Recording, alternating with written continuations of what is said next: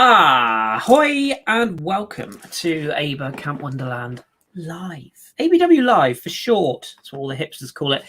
My name is Kris and I'm your host, and welcome to a new Premier League season with a new style, a new format, new everything. We're like MFI. When you go in, you have that new carpety smell. Remember MFI, everybody? No? Show my age. Okay, well, anyway, get on with it. I hear you all shout, so I shall. I'm joined today by my guest, he being Rich. How you doing, Rich? Ahoy, hoy, pirate. How are you, my man? I'm good, mate. I'm good. I'm slightly concerned that both of us look a little bit too hipster for one channel. I feel like we're going to get hipster complaints. There's a lot of beard, a lot of hair going on. There's a lot of beard, but I'm sure once I start talking, the hipster chat will evaporate from my side. Scurry and race away. Yes, indeed. I've been called a lot of things, but hipster is not one of them. No, I hadn't until it became a fashionable phrase, but I don't think there's anything hip about me. I haven't been hip since 1995, so never mind all that. Something that was hip was Arsenal today, so we will get straight to it in one moment. Just in case you're new to the channel, if you're new around us, if you don't know who we are, we're a Bergkamp Wonderland. We go live after every Premier League, every Europa League, basically every game we go live. Half an hour after every game this season. The shows are going to be just half an hour this season. They're going to be shorter, punchier, and straight to the point. Thank God for that. I hear you all shout. So it means I can't rattle on. Quick shout out to a couple of people in the chat. 95 Winston, Alan Cracker, Nicky B, formerly Noza, Phil Macca, Julian Salmon, Jimmy H29, Paul Nell, Rudy Rastos, to name but a few. Afternoon to you all, ladies and gents. Thank you for tuning in. Right, Rich, let's get into it then. Fulham 0, Arsenal 3. First game of the Premier League season. We're off to a win. Before we go through the nitty-gritties of the team and everything, just your initial thoughts on the game today, please. Just very, very, very positive. We top the league. Surely we're going to win the league now. It's a foregone conclusion. Let's just wrap it up and end it now. We're just give us the league. It's done. No one can compete with us now. It was really, really good. Really, really positive. Let's say all round. I'm sure we'll come to a bit later, but it was very, very, very, very good. Very, very positive. Lots of energy, like just a real want to get at Fulham and impose ourselves, and it's just really, really good. I can't be any more positive. I know it's Fulham, and they're promoted side and stuff, but they're always going to be a bit feistier in their first opening game of the season. They need to get as many points on the board as they can as quickly as possible. So it was good to put them to the sword. Yeah, well said. And we'll come on to the It's Fulham thing in a minute, because that's something I definitely want to touch upon. Just quickly as well, if you are watching us live on YouTube, welcome. But you can also now view us live on Twitch. And a little shout out to Nazkia, who has subbed with Twitch Prime. Thank you very much, Nazkia. Much appreciated. Thank you. As Danny will always say, you don't get a lot for it, but it means a lot to us. So thanks very much. If you aren't following on Twitch, do so. Team news wise, Rich, it was a couple of surprises. The Arsenal fan base on Twitter, who'd have thought we're having a little moan about certain things, but we're not going to worry about the moaning because we're going to keep it positive today. But essentially kind of a 3, I made it out to be kind of a 5-2-3-1. Does that work? Basically it was 3 at the back with overlapping wing backs. Yeah, something like that. 3 at the back with overlapping wing backs, Bellerin and Ailey Maitland-Niles on the right and left, with the 3 centre backs holding Gabriel on his debut, and Kieran Tierney tucking in. I forgot who he was for a minute there. Nene starting in place of Ceballos, who obviously only just come back, and Granit Xhaka in that midfield. Then the kind of fluid 3, Aubameyang, Lacazette, and Willian. What did you kind of make of it? Because there was a little bit of discussion about, Saliba was not on the bench, Ceballos was on the bench starting off, and also Pepe, probably a noticeable absentee. I didn't really see it as a big thing. I just saw it as an opening day. We're going to play a lot of football this season. We're going to see a lot of rotation. I didn't really have any major surprises. Did you?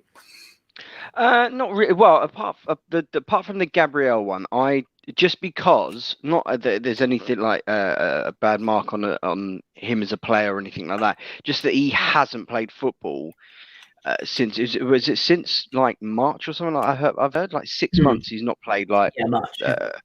yeah.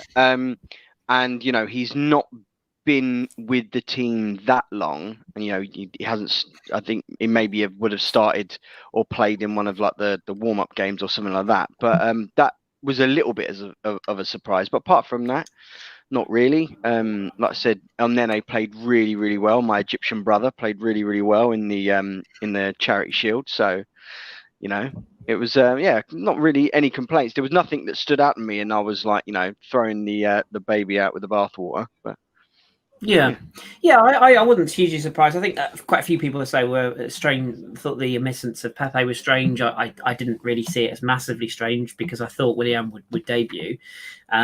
First game of the season, you know, you got to be basing it around training. Thought Unai starting made sense with Ceballos having only just come back, like we mentioned, and the Saliba one. I think what people have to remember is, again, you know, he's just joined the club. He's a young player, and Gabriel slightly more senior, I should say. And remember, Saliba missed a huge chunk of last season with injury as well. I think it makes sense to blood him steadily. So I didn't really see anything particularly alarming in that. I just want to sort of pick up on our start. I mean, I thought Fulham sort of charged around a bit and looked to get in our faces. But the thing I really liked about this performance as a whole and the performance generally in the game is that we were always in control. I never felt like we were under huge pressure. I felt we moved the ball well, and the pressing game was equally good. Just sort of thoughts on the way that this team is, I wouldn't say gelling, I'd say has gelled under Arteta. It's that style. We're playing in a style, which is really nice to see. I think the biggest thing for me is the change. It's confidence. You know, it's fairly pretty much the same team. You know, not that too similar that started under, like say, Emery and stuff like that. But the difference is when players were closing them down, you know, they've got no confidence, they've got no form, and they're panicking. Everything was so much calmer. Like you saw, and again, we'll touch on later with the goal. Everything's much more calmer and assured, and I think that's just from confidence from what Arteta's brought into the team and the lads, and it's just very, very controlled. You know, everything was we dictated to, and we just slotted it around nicely, but whenever we needed to, whenever we wanted to, we could go and go up an extra gear and really, really put Fulham to the sword. But I think the biggest thing for me is confidence. So the way they're playing, the ability to beat the press. I mean, like I said, Holding, Bellerin, and all that. It's the same people that and Leno, the same people that last year were panicking with the ball when they're getting pressed and either hoofing it out or just losing possession of the ball. But it just, that added confidence, man, it does wonders for the team. That's just in my opinion. I don't know if you feel any different, but no, I completely agree. Like, you know, it's true with anything in life. You know, if you go to a 9-to-5 job every week and you absolutely detest your job and the people you work with, you're probably not going to put in as good a performance as if you go to your job every day and you go, actually, I'm doing something I really love and the people I work with are great, and I feel like I've got the support of my manager. You're gonna enjoy things a lot more, and even the bits of the job that you might not enjoy, like, you know, the training. Some players are not particularly, don't always want to drag themselves in on a freezing cold Monday morning. But you do if you enjoy being around the people that you want to be on the pitch with and you want to make an impression with. And we'll touch on the competitiveness of the squad a little bit later on. I should just say as well that from the starting lineup, we're not going to cover the Martinez Leno thing. We'll probably cover that on the podcast. Decision was made. Leno is clearly going to be the number one. Martinez is clearly going to be moved on. Have to say it's not a decision I personally would have gone with, but as with everything in this podcast and my personal opinion in Arteta, I trust. And Leno's done nothing wrong, neither did Emery. It's life, it's business, we move on. I'm with you. But we'll cover that. I completely agree with that. Completely agree with your assessment there. sometimes you got to make a decision, and that's just the way it is. So I back our manager. First goal duly arrived today. Then after a little bit of sort of pressure was building. I think it's fair to say the opening goal was a tad fortuitous, a bit of a goalkeeping error, certainly a defensive mix-up.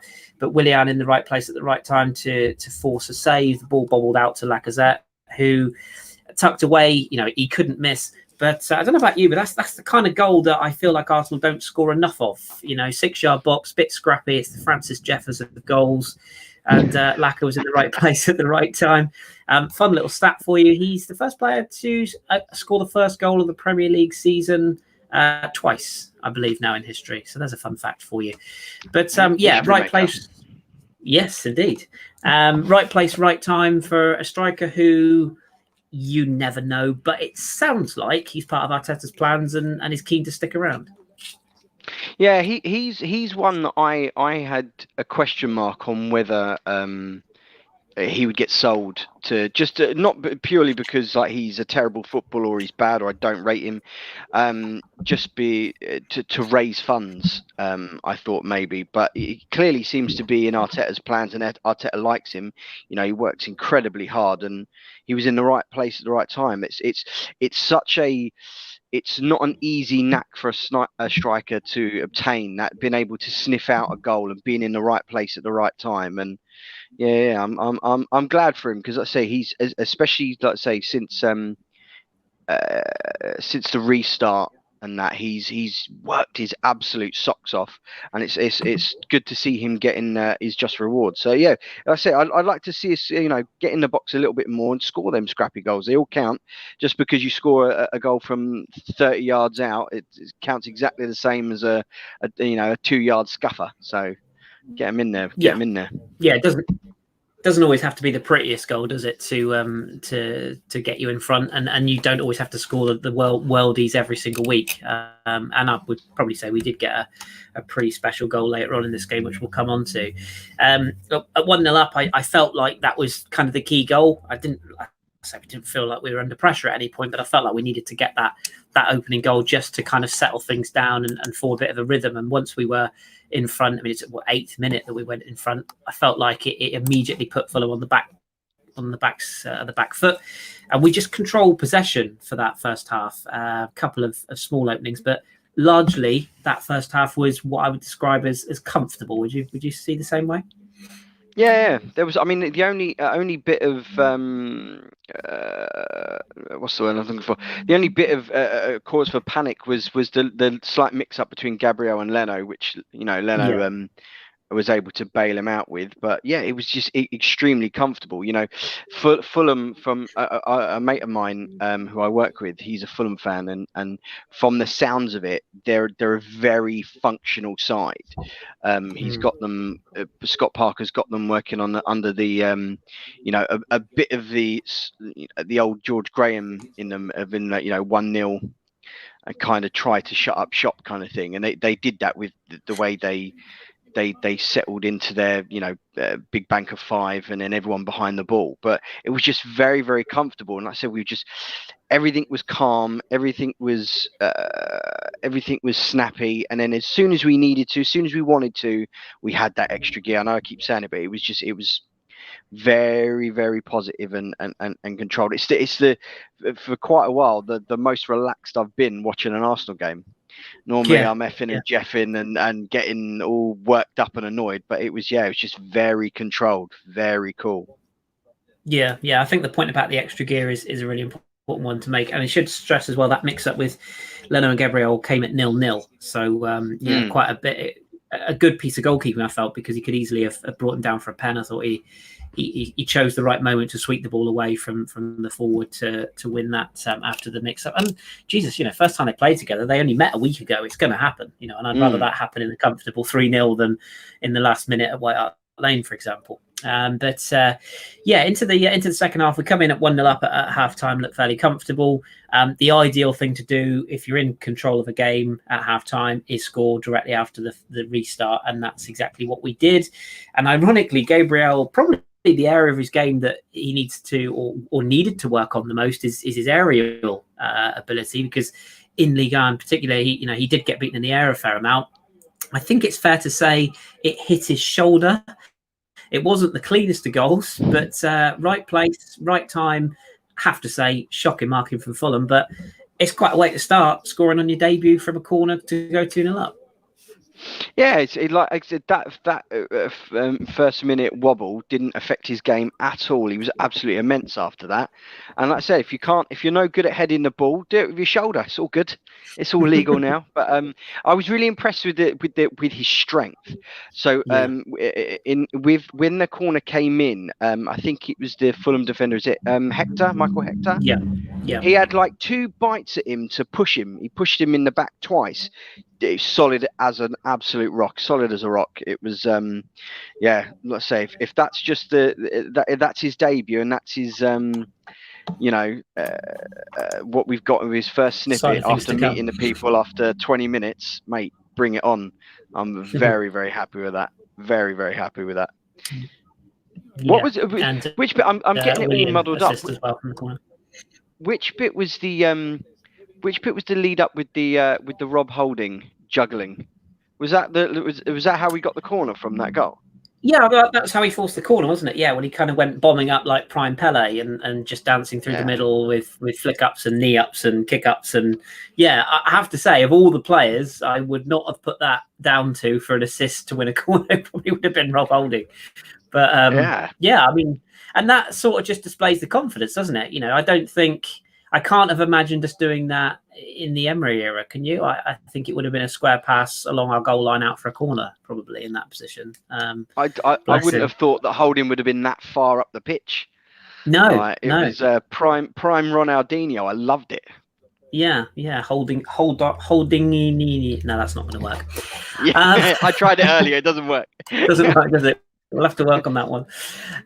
So 2-0 up and very comfortable at that stage. Game was in our hands, and then it wouldn't be an Arsenal win without a Pierre Aubameyang goal. 57 minutes, assist from Willian again, takes it on himself, cuts inside.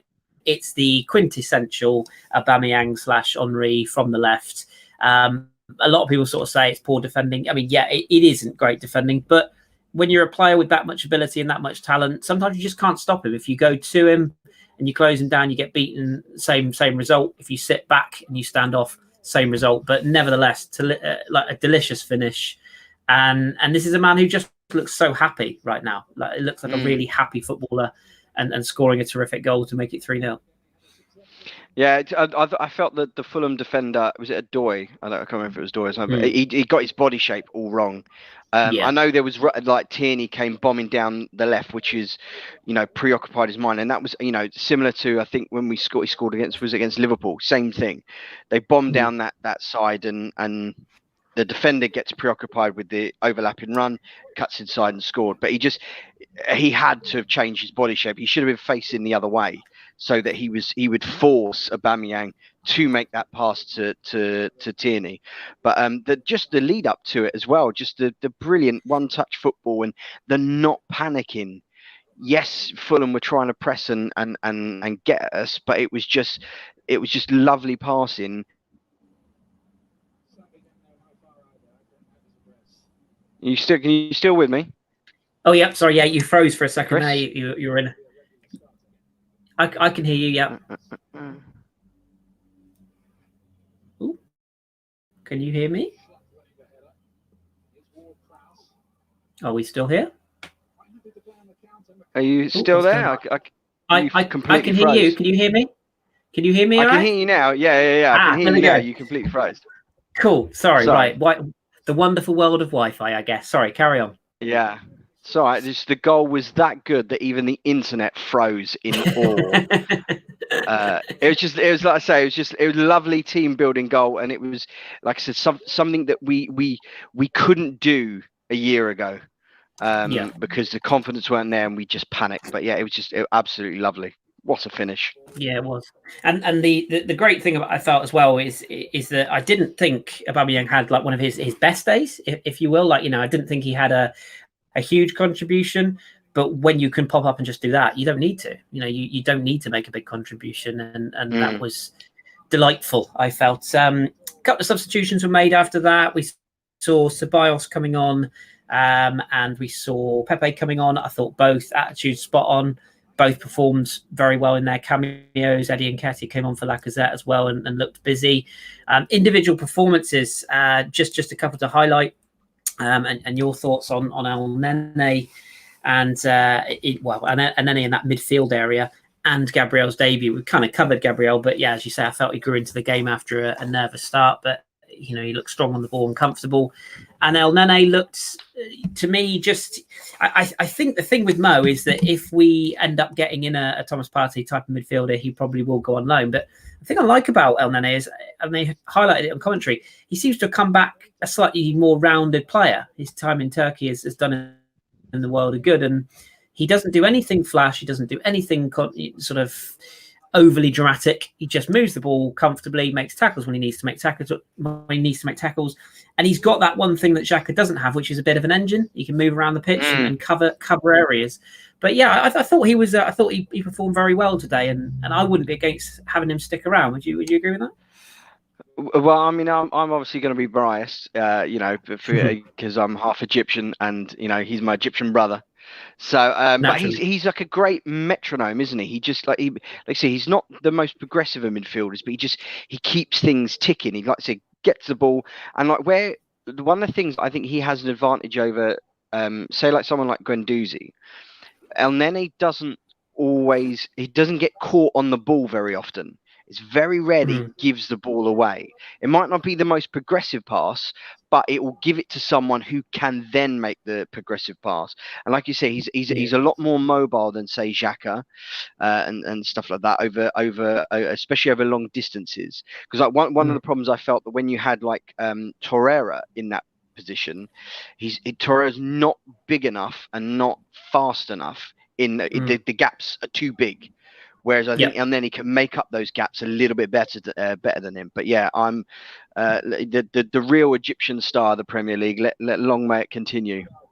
Yeah, it's more imposing as well, isn't it? If you've got players like Xhaka, Ceballos, and they're bigger units, they're bigger physically, and there's just that mental element of the opposition thinking we can't get in behind them here. Talk to me about Willian as well, because I'm quietly. It's weird, isn't it? When that signing was announced, it was almost underwhelming. I think a lot of us were sort of a bit torn by the fact he was ex-Chelsea. Personally, I still love him for the fact that he was a massive shithouse when he pointed to his Champions badge against Spurs that time. I love that. But I actually think he's going to be a really important signing for us this year. Technically got 2 assists, but I'd like to say he got 3 today. But he's he's a powerful player. I thought he played 3 different positions all at the same time today. He popped up on the right, on the left, in the number 10. He moves the ball well. He had that free kick that hit the post. I genuinely think, although, what is he, 31 now? 31, 32? No, he's 30. His contract ends when he's 32, doesn't it? Yeah, I can't remember. I'm sure he'll be 31 until he's 32 or something. I don't know. Yeah. Oh, that's how it works, isn't it? Yeah. Something like that. I'll double check it while I'm looking now. But yeah, overall, I just thought he was really, really impressive today. He is 32. I was right the first time. Oh, I'm so silly. But yeah, I thought he came in. I thought he offered us something different in that attacking area. And again, I'll touch on this point in a bit more in a second. But gives Pepe competition, gives Saka competition. Just looks a class act, albeit on the opening day. Yeah, I think he was a slightly underwhelming sign, because I think of how we've been burnt by Chelsea before. I think normally they're cast-offs. We don't get a good end of their deals, but a very, very good performance. I say he's again, he doesn't give the ball away. He's a lot more direct and measured with what he does. And like you said, he's a sensible, smart player. Like I said, he could fill in like three different positions, which he did at times today. So yeah, I can. There's a bit of me, because even I was slightly underwhelmed, and when he signed, I was like, like I say, the age thing, big contract, blah blah blah blah. But if he puts in performances like that, I'm so glad if he proves me wrong every single weekend, if he does what he does today. But yeah, like I say, he's a different player to slightly different player to Pepe. I think he's more of a. Would you say he's maybe more of a direct dribbler than maybe Pepe is sometimes? Yeah. Pepe likes to beat a man, whereas Willian likes to attack the space a bit more, I find. But yeah, different type of players that offer different things in the same positions, if that makes sense. So you've got a bit of rotation there, and like we said earlier, we're going to have to rotate the squad a lot this season. So I like the fact that you can alternate those two, and they offer similar things, but in the same areas, and at the same time offer very different things in opposite areas. So it's a good kind of balancing act of the two. And Saka will learn a lot from both players as well. I think, particular Willian's experience. And sometimes you just need from Willian's perspective, sometimes you just go stale at a club and you just need a bit of a fresh start. And I feel like that's what we're potentially going to get in Willian. So I'm hopeful. Just two other quick things before we sort of try and cram in a couple of listener questions as best we can. The sort of pressing game. I don't want to go all sort of Klopp and Liverpool here, but for me, there is a noticeable change since Arteta is bedded in. So I don't mean since he's coming, but since he's started to build the team and play the way he wants to play. I feel like we press, but in a sensible way. We don't just press for pressing's sake. We don't just charge up the pitch for no reason. We seem to press in certain areas and in controlled triangles, three at a time going in. I thought El Nene and Xhaka did it very well today. The back three stayed very close together, and the pressing came from the wide areas back as well. Did you notice that in today's game in how they performed that pressing style? Yeah, it's long been something that I've been critical of us. I think for years we've been the worst team in all of football without the ball. But yeah, no, like I say, it's not headless chicken pressing. It's twos and threes. It's like I say, it's doing that press and blocking off the pass as well. Again, like I say, you can't have any complaints about today. Like I said, I know people will point out this, it's only Fulham and stuff like that, but you can only beat what's in front of you. And I think I saw a stat where like last year we only took I think it was 7 points off the bottom half of the table or something like that away from home. Exactly. Yep. Already, we're almost up to, we got 3 points already, straight away. So, like I said, can't complain. Really, really happy with everything that went on today. Yeah, this is where chemistry of two guests on a pod works brilliantly, because that was my other point, and you've just made it perfectly. So I don't even need to ask you, because it's all very well saying it's only Fulham, but by the way, it's only Fulham. Would have been Brighton at home last year, Crystal Palace at home last year. These are the games that we need to be winning, and yes, of course, we still need to be beating the top clubs and Spurs, but we still we need to be taking points off these sort of sides that are not settled, and sides that, without, it's not being arrogant to say Arsenal should be beating Fulham 9 times out of 10. They just should, and that's just the way it is. And that's what we did today. So a 3-0 win. As you said, I can't, I don't want to pick out negatives. There's no point picking out negatives. I don't think there really was any. We're going to play a lot tougher games than Fulham, of course. But as you said, we look sharp, we look fresh, we look fit. And the one thing I would wrap up with before we take the questions is it's just lovely to see Arsenal players smiling and enjoying their football, and no matter what is said on Twitter or wherever, and people, why is he not there? I just love the fact that even players who are substituted, on or off, are smiling, are happy and enjoying themselves, and the contributions of the subs coming on, they all look like they wanted to make a point when they came on. Things you love to see. So I was really, really pleased with that. Before we wrap up today, as I said, dear listener, we are doing shorter shows this year because we want to try and keep some subjects for the podcast so that doesn't suffer. But this is your opportunity, boys and girls, to fire us some questions. And we're going to be answering your questions in quick fire mode this year. I will be ignoring questions that are not about the game, though. So you've been told, chat, you've been told, behave yourselves. But if you've got any specific questions that we can answer quickly about the game today, now is your time to fire away. And just while we wait for those to come in, our next game, I've already forgotten who our next game is. How bad is that? Is it West Ham? I think you're right. It's home, isn't it? Home to West Ham? Yes, it is. Home to West Ham on the 19th, which is, I'm assuming, next Saturday. Checks calendar. Yeah, next Saturday. Yeah.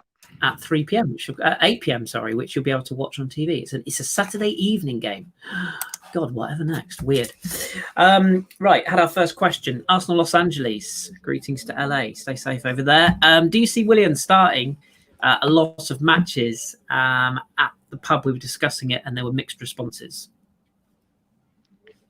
Yes, I do. I don't know if that was a question for me, but yeah, I do. I think he. I don't know, because Pepe was a little bit in and out with Arteta at sometimes. I don't know if he's wholly convinced by him, but I think he's got the Premiership pedigree on there. Like you said, he can do 2 or 3 different jobs and play in 2 or 3 different ways. I think he's going to be a very, very important and vital asset for us this season. So yeah, I do believe that he will be starting more games than he's on the bench. If that makes sense. Yeah, totally agree. Eric Newcomer, that's a great name. Can't remember the last time I felt this relaxed at going 2-0 up. That's just a great point. So I wanted to highlight that because I felt exactly the same. I sort of eased myself into my chair and went, 2-0, that'll do. Never felt in doubt at all. There was another one here. Oh yeah, Daniel Gordon and Daryl Kane both make the same point. What happened with Danny Ceballos and Eddie? I missed it. It was a minor scuffle. They were doing a bit of rondo before the game. I think Danny left a bit on Eddie, and there was a bit of a sort of shove. Storm in a teacup. They'll laugh it off in the pub tonight. I don't think it's a big deal. People on social media will try and make more of it than it is. It happens at all levels of football. It happens at Sunday League level. It happens at the very top level. Sometimes a player just leaves a bit on, and it's just one of them things. Who cares? We won the game. I think even in commentary, they played it off as it wasn't. It was all right. It was fine. These things happen. Yeah. Even Rio Ferdinand didn't moan about it, which I thought was a nice change. Shout out to Rio having to give us credit begrudgingly today. Bless him. There was also a question here, Matthew Dilov, thoughts about Hector today. I'll take that one quickly. I thought he was steady. I thought he was composed. The hair needs a bit of work. I'm not sure about that. He either needs to go back long or shave it all off again. I'm not sure about this mid-range stuff.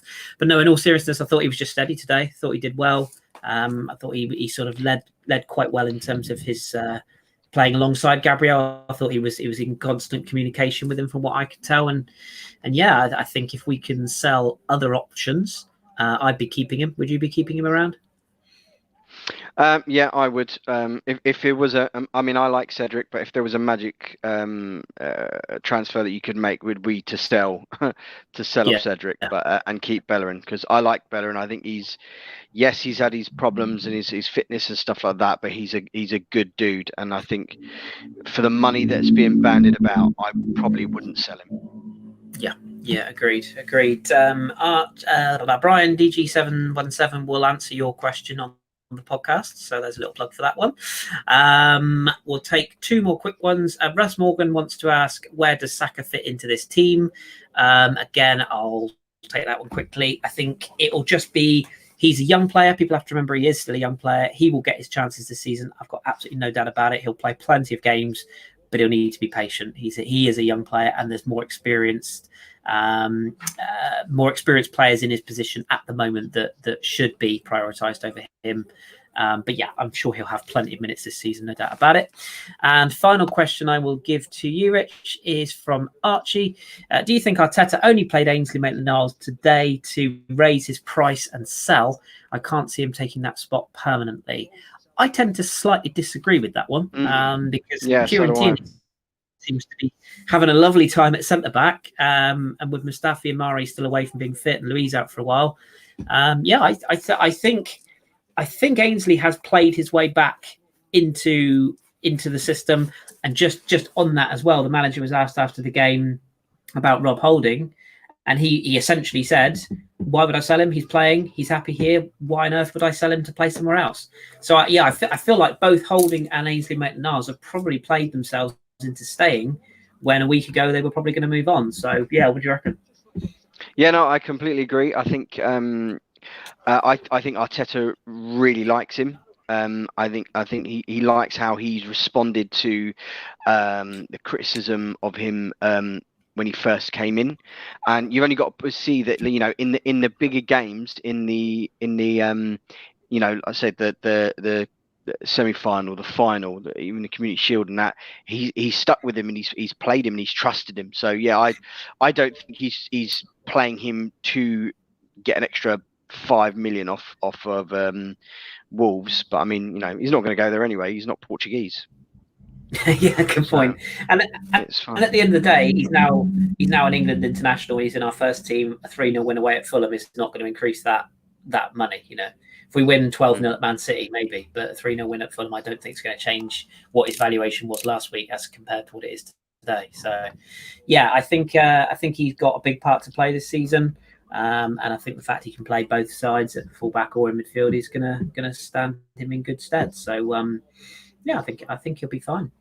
Yeah, sounds like we're in the market to sell on other assets before we sell him on. So yeah, long may it continue.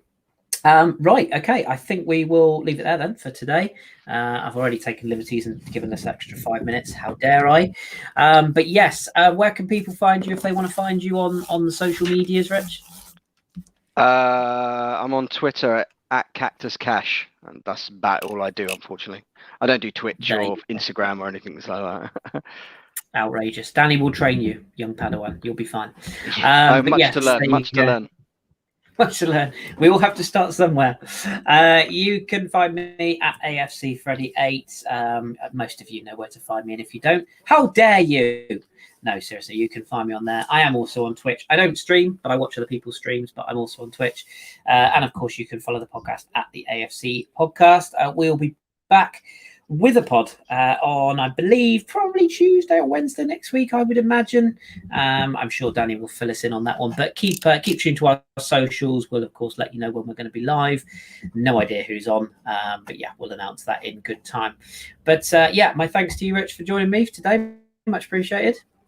Thanks for having me, man. Thanks for hosting. No, and pleasure. And thank you to Danny for pressing the buttons. That has been ABW Live, Fulham 0, Arsenal 3. Enjoy it. Have a beer. Socially distance. In safety tonight. Okay. Or maybe a Prosecco. I'm not going to judge. Until next time and until the pod next week, thank you very much for joining us. And we'll speak to you very soon. Keep it Arsenal.